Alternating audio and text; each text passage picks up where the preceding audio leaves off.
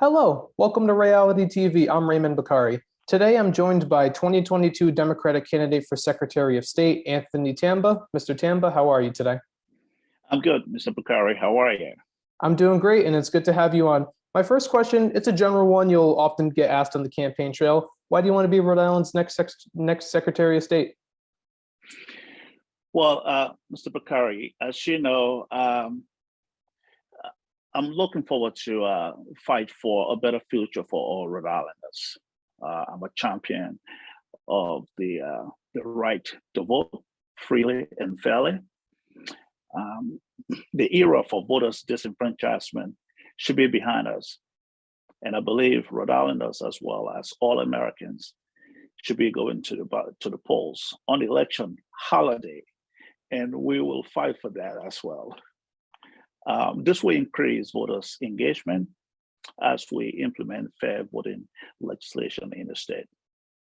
So I will also be able to invest into Rhode Island small businesses, assist Rhode Island small businesses and organizations within the state with federal funding opportunities, empower small businesses owners through financial literacy, and also help small businesses rehabilitate to expand, beyond this, to expand our local economy beyond the economic grueling effects that the COVID pandemic-19 had on small businesses.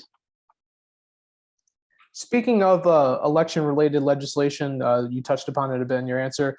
There was a big piece of election-related legislation that passed in the General Assembly this past session. It was the Let Rhode Island Vote Act. It's now a law in Rhode Island. It allows early voting, making it easier to vote by mail, and a lot more. What were your initial thoughts on this piece of legislation? Are you happy that it's now state law? Yes, well, Let Rhode Islanders Vote Act, really, it is a good first step. As Governor Don McKee signed this bill into law and as published on June 8, 2022, this legislation makes it easier for voters to be able to apply for mail-in ballots online, perfectly legal now for them to do so. It makes it also that voters can use their mail ballots or an emergency mail ballot without having to put up or provide an excuse for why they cannot go to the ballot box or to the polls on election day. So it also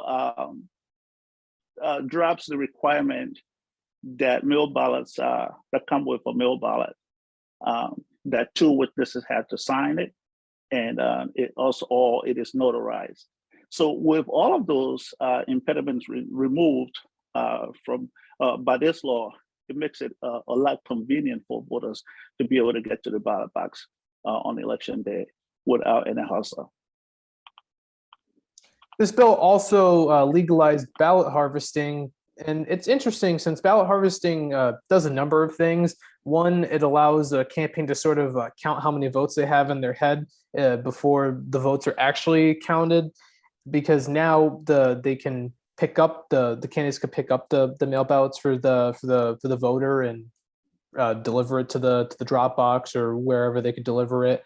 And this has some concern about it since ballot harvesting is now legal. Do you think ballot harvesting should be legal? Well, first, critics of this practice fear that in states without restrictions on who can return a ballot on someone else's behalf, a third party could, take advantage of the system by tampering with, or discarding the ballot. There are concerns. Critics of this practice will have these concerns, and supporters of the practice of ballot harvesting will say that it is designed to expand access to voting, particularly for seniors, disabled citizens, as well as low-income and Native American communities. So it is making sure that we argue that to make it accessible for those populations in particularly historically disenfranchised area. So looking at it from these two perspectives, I believe I would have a different approach.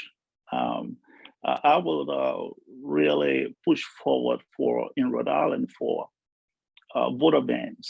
Voter bans can join forces with the library mobile units to ensure that all voters within this state have an opportunity to cast their ballots and to do so without fear of having their votes discounted or being tampered with. If someone really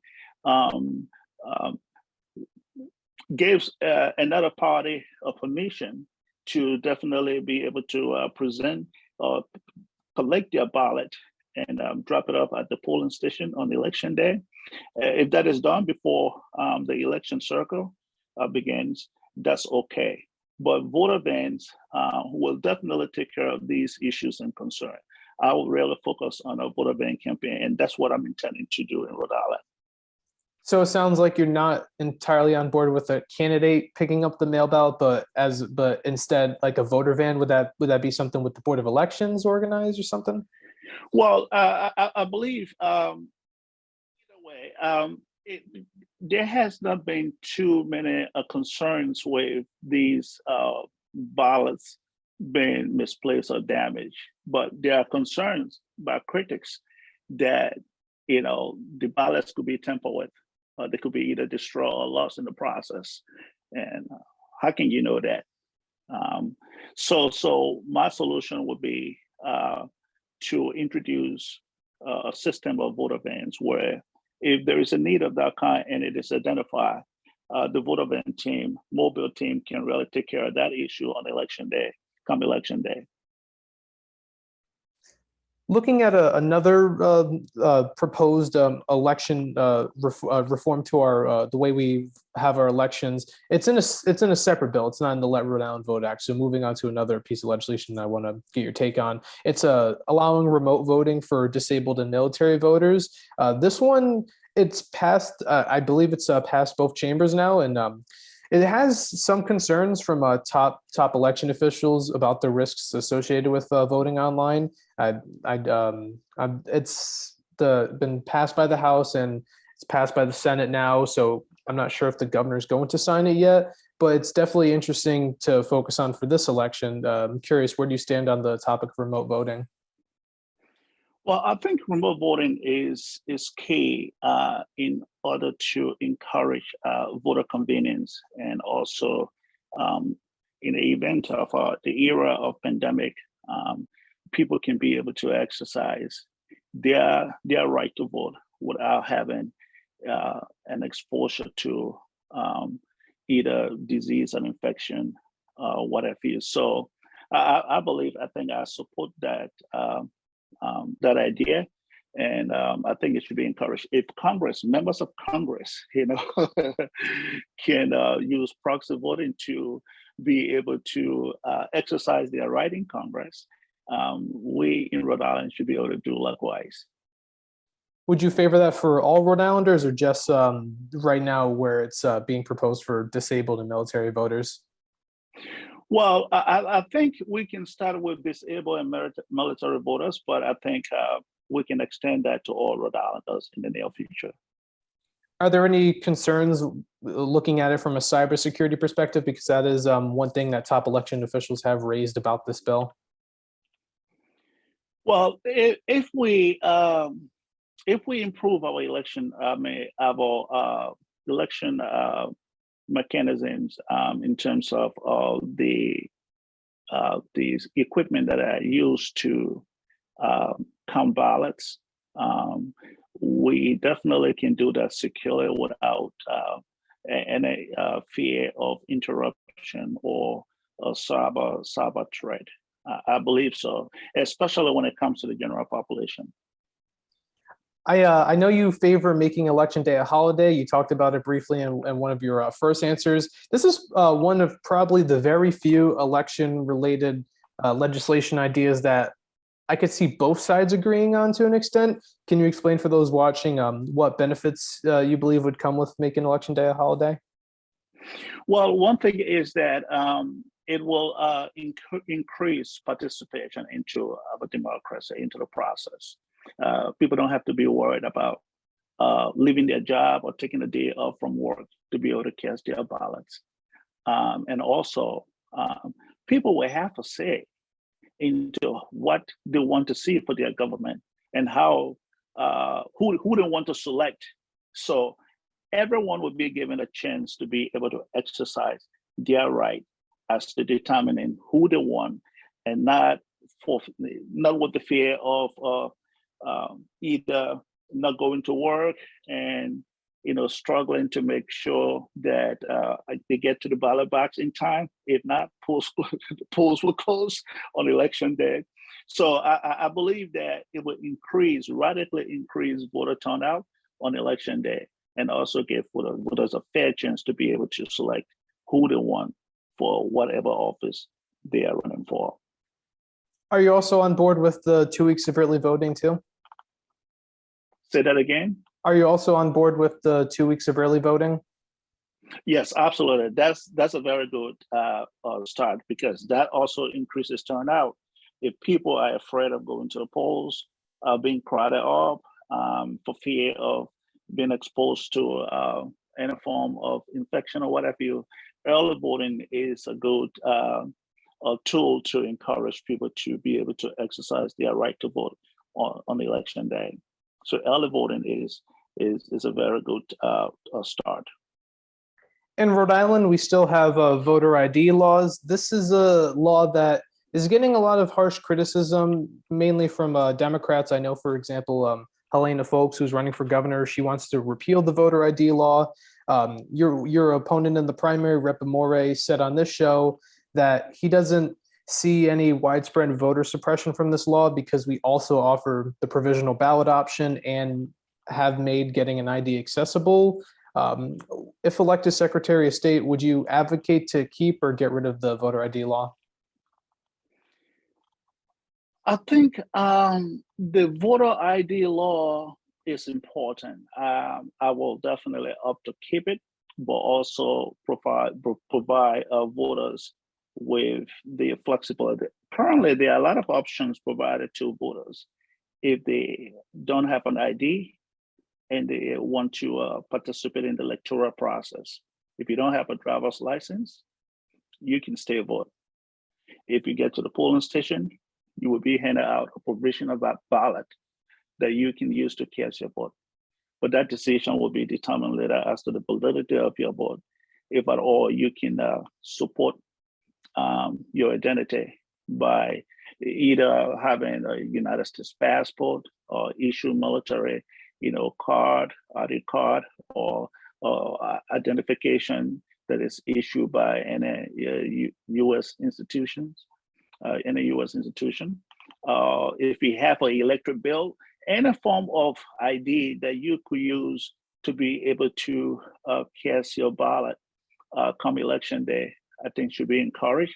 And if you do, you will be voting with a provisional ballot, which will be determined later, counted later. But your vote will count, as a matter of fact. So yes, I will support keeping the ID law. It's very important. It is key to the process, to the validity of the process.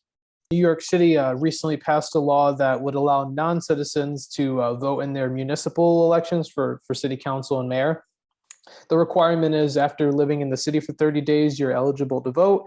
It's a law that's getting a lot of criticism, mainly from those that are leaning more Republican, and I believe it's now being challenged in court. And it's interesting because this isn't the only city to do it. I know there's a few other cities in the country that do this, and there are those more on the, I guess, far left that want this to pass, but only for local elections, they've said. I want to ask you this, since you're running for Secretary of State and would handle the elections. Should non-citizens be allowed to vote? Well, I think Congress in 1996 passed a law prohibiting non-citizens from voting in federal elections. the U.S. Senate and the House did not really say a lot about what goes on in the individual states or in local elections. But I believe that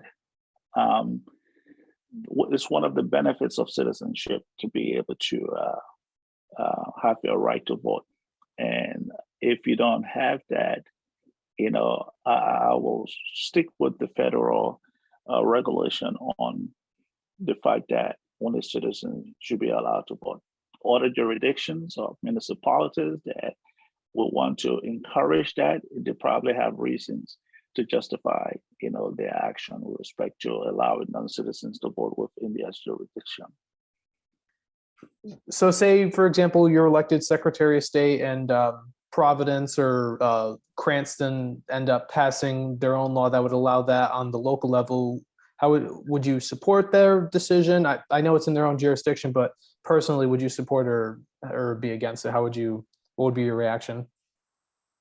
I think there are lots of things to look at. If it's an issue within the state that will come up, we'll definitely examine it. But I will stick with the current federal restriction on the citizens are allowed to vote on federal elections, and I think that should apply to all states. But in the event Rhode Island municipalities decide that for some reason that they would like to encourage that to allow non-citizens to vote, that is something we can look at. We can take a look at. But for now, I will stick with the federal regulations on non-citizens not being allowed to vote within federal elections. Another election reform that New York City actually also did, this one's actually gaining some steam, is ranked choice voting. It's one that's gaining steam across the country too, not only in New York City. I know Alaska's implemented it, Maine has implemented it for their primaries, and New York City's mayoral election was actually their first one where they had done ranked choice voting. What are your thoughts on ranked choice voting?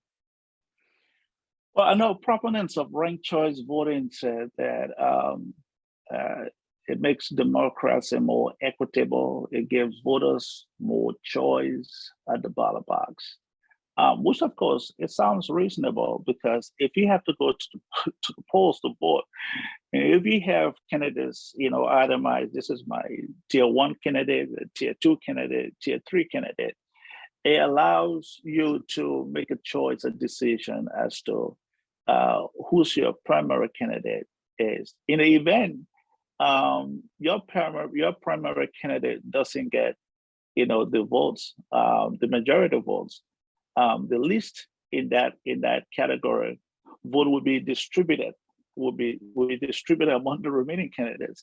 And I think that process sounds very encouraging, enabling voters to see that their vote was not totally discounted, if at all they ranked their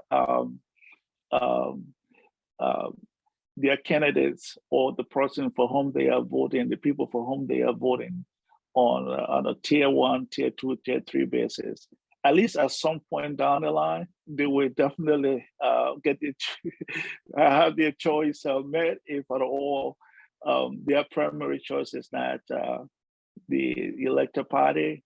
Maybe their second choice probably will, or their third choice might. So it sounds very encouraging. I think I would support such an idea.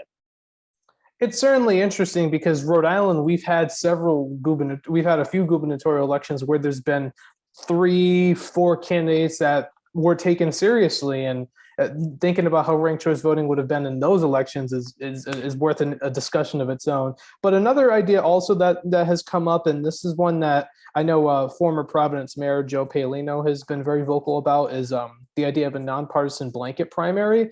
It's sort of like California, where there wouldn't be a Republican and a Democratic primary. It'd be all the candidates, no matter the affiliation, on one primary ballot. The top 2 vote getters would then go off to run in the general election. Where do you stand on the idea of a nonpartisan blanket primary? I think what that might probably do, my concern is if, for the same reasons that there are current restrictions in the primary voting, that if you are a registered Republican, if you go to the polling station, you will be handed a Republican ballot if you identify yourself as a Republican. If you're a Democrat, you will be handed a Democratic ballot to be able to cast your ballot. The fear is that if one party candidate is seen as a target by another party to say, well, we will definitely go for the weak link candidate in the next party, and then we will have our members go cast a ballot for that weak link candidate. So time comes for general election, our strong, candidate going against that weak link candidate will give us an upper hand. So that's why precautions are currently placed into the system to ensure that that is not the case. So, so I would be more cautious to allow, a blanket primary voting. That is one of the main concerns that critics have about that idea. Also, there are the possibility of one party getting locked out. Rhode Island is overwhelmingly Democrat, despite there being a lot of unaffiliated voters, but typically a majority of them vote Democrat. So it's possible on the statewide you have just 2 Democrats and the Republicans don't even get on that general election ballot. Moving on to one thing that I want to ask you about, because the Secretary of State's office does it, and it's actually really, really cool that they do it. It's the Civics Leadership Award. This is awarded to 2 high school juniors every year from every high school across the state who have made outstanding contributions to their schools and communities. I actually won it in 2019 myself. It's been done through multiple administrations. Just curious, would you keep this award going if elected? Absolutely, absolutely. That is a way of encouraging young people to get involved into the system, recognizing their outstanding contributions to their schools and communities. What a motivating, tool that can be to a kid, who is looking forward to moving ahead in their educational pursuit and being a participatory member, in the system, So if we can keep kids encouraged, young people encouraged to be involved into making outstanding contributions, both in their communities and their places of learning, it would be a good thing to keep. So obviously, I would definitely keep the Civic Leadership Award program going. Moving on to non-political topics, you went to Rhode Island College and graduated in 1998, I believe. As a RIC student myself, I'm always interested in hearing about how an alumni's RIC experience was. What was your time like as a student at RIC? Well, it was awesome. I was a commuting student. I was not a boarding student. I was a commuting student. So I went to school 5 days a week, depending on my schedule. But it was great. It was a great experience. I had great professors. Dr. Snow was my academic advisor, and we had a great time. We had a great time at RIC. It was fun. Moving to my final question, it's also a non-political topic. I ask everyone on the show here to keep tradition, and that is, in your opinion, what do you think Rhode Island is best known for? Well, I would say Rhode Island is known for manufacturing, given the state, early days being the pioneer, of manufacturing, principally in textiles. After the American Revolution, I would say manufacturing is one of the things that Rhode Island is known for, producing jewelry, silverware, electrical equipment, textiles, transportation equipment, fabricated materials. I think those things put Rhode Island on the map, and that's going to be for a long time. So manufacturing, I believe, is is primary for me. That's so true, and that's a very interesting answer. I haven't heard that one before, and I'm glad you brought it up because that is true. We used to have a lot of manufacturing, even in Providence. The state was a manufacturing stronghold, and I'm glad you brought that up. That's the first time I had ever heard that. It's very very interesting answer, and it's very true as well. Mr. Thank Tamba, yep, no problem. Mr. Tamba, I want to thank you so much for coming on. It's been an absolute pleasure of mine to have you on the show. Thank you, Mr. Bakari, for the time. It's a pleasure. And thank you for watching this episode of Ray-ality TV. If you want to see future episodes as soon as they're posted on this channel, please click the subscribe button down below and the post notification bell icon to the right of it. I'm Raymond Bakari, and I'll see you on the next episode.